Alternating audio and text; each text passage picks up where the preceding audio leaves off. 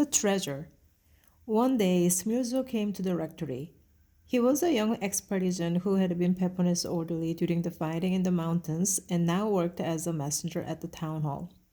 He was the bearer of a handsome letter printed on handmade paper with the party heading in Gothic lettering, which read, Your Honor is invited to grace with his presence a ceremony of a social nature which will take place tomorrow at 10 o'clock a.m. in the Plaza of Liberty. The secretary of the section, Comrade Bottazzi, Mayor Giuseppe. Don Camillo looked severely at Smilzo. Tell Comrade Pepone Mayor Giuseppe that I have no wish to go and listen to the usual imbecilities against the reaction and the capitalists. I already know them by heart. No, explained Smilzo. There won't be any political speeches. This is for patriotism and social activities. If you refuse, it means that you don't understand the democracy. Don Camillo nodded his head slowly. If that's it, he said, then I have nothing more to say. Good, and the mayor says you are to come in uniform and to bring all your paraphernalia. Paraphernalia? Yes, a pail of holy water and all the stuff. There is something to be blessed.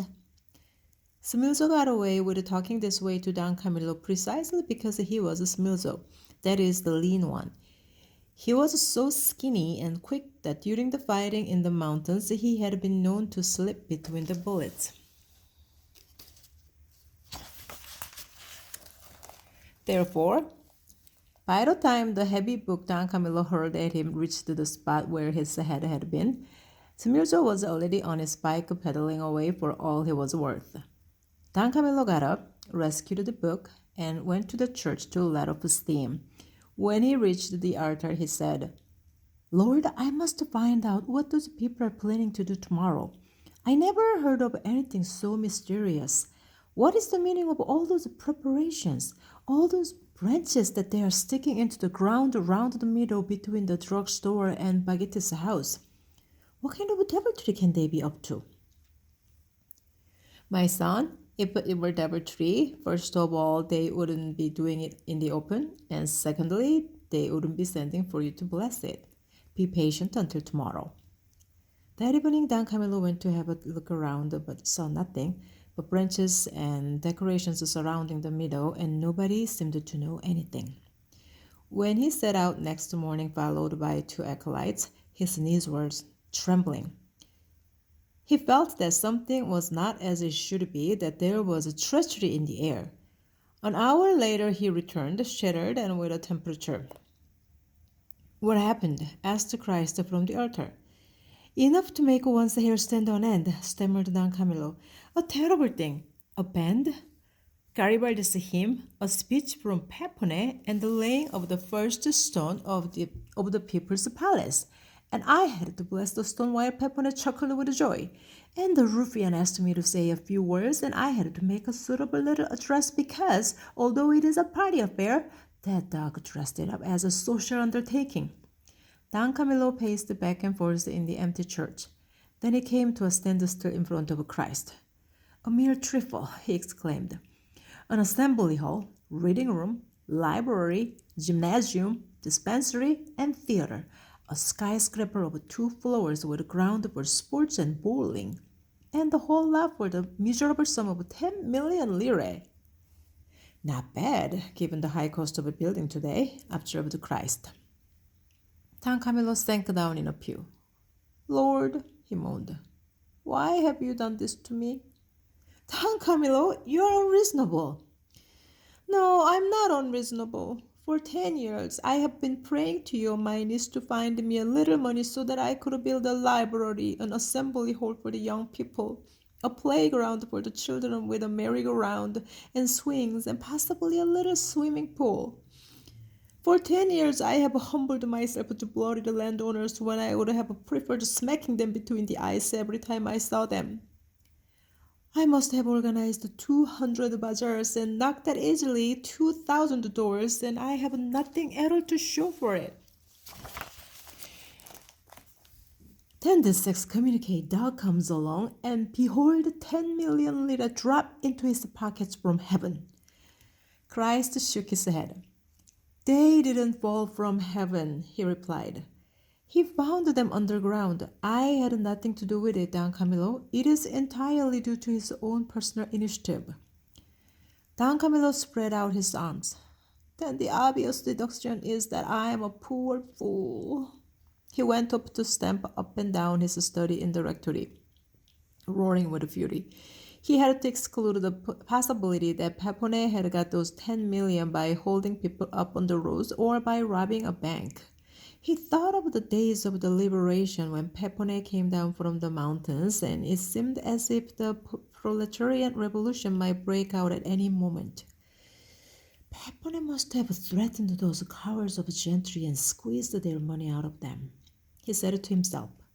Then he remembered that in those days there had been no landowners in the neighborhood, but that there had been a detachment of the British army which arrived simultaneously with Pepone and his men. The British moved into the landowners' houses, replacing the Germans who had stripped them of everything of any value. Therefore, Pepone couldn't have got the 10 million by looting. Maybe the money came from Russia? He burst out laughing. Was it likely that the Russians should give a thought to Pepone? At last he returned to the church.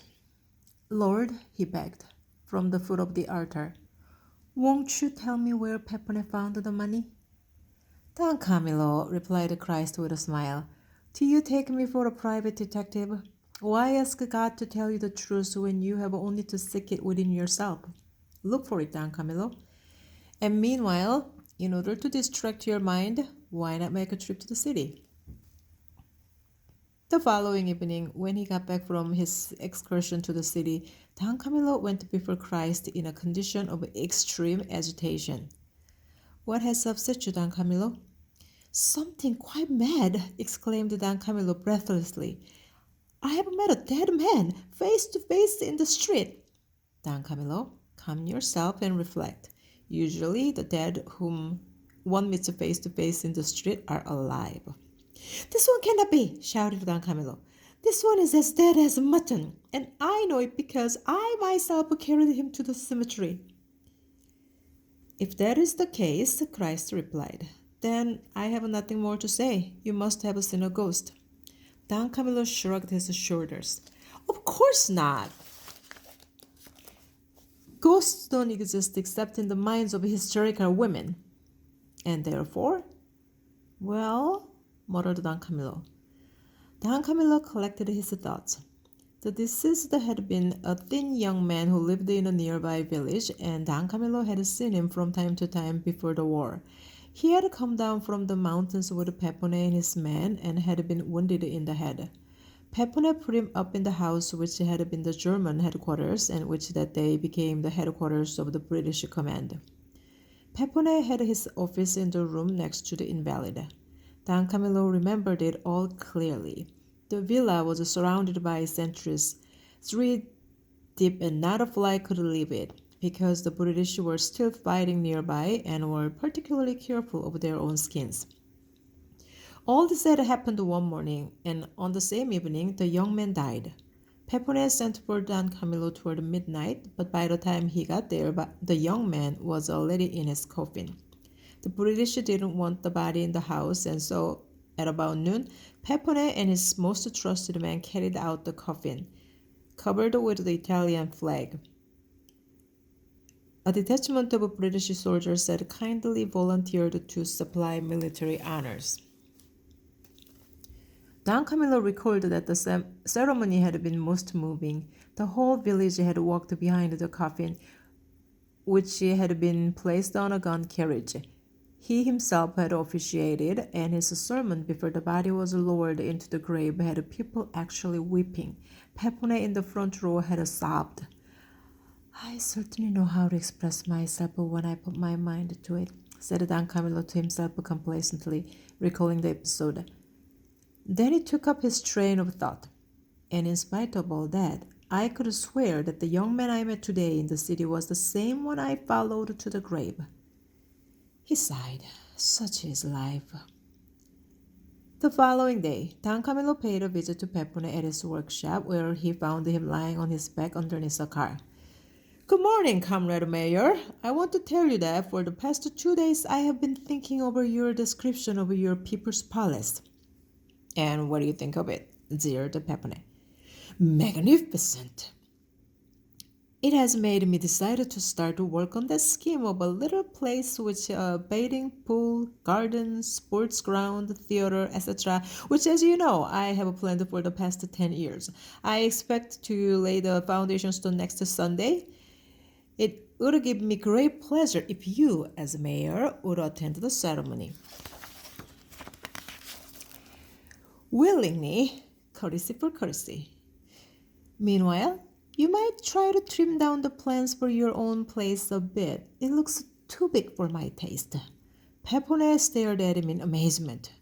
Don Camillo, are you crazy? No more than when I conducted a funeral and made a patriotic address over a coffin that can't have been securely closed because only yesterday I met the corpse walking about in the city. Peppone sneered. What are you trying to insinuate? Nothing. Merely that the coffin to which the British presented arms was full of what you found in the cellars of that villa where the German command had hidden it, and that the dead man was alive and hidden in the attic. Ah, howled Peppone. The same old story. An attempt to malign the partisan movement. Leave the partisan out of it. They don't interest me. And he walked away while Peppone stood muttering vague threats. The same evening, Don Camillo was reading the paper and waiting for Peppone. He arrived accompanied by Brusco and 2 other prominent supporters, the same men who had acted as pallbearers. You, said Peppone, can drop your insinuations. It was all of his stuff looted by the Germans. Silver, cameras, instruments, gold, etc. If we hadn't taken it, the British would have. We took the only possible means of getting it out of the place. I have witnesses and receipts. Nobody has touched so much as a lira.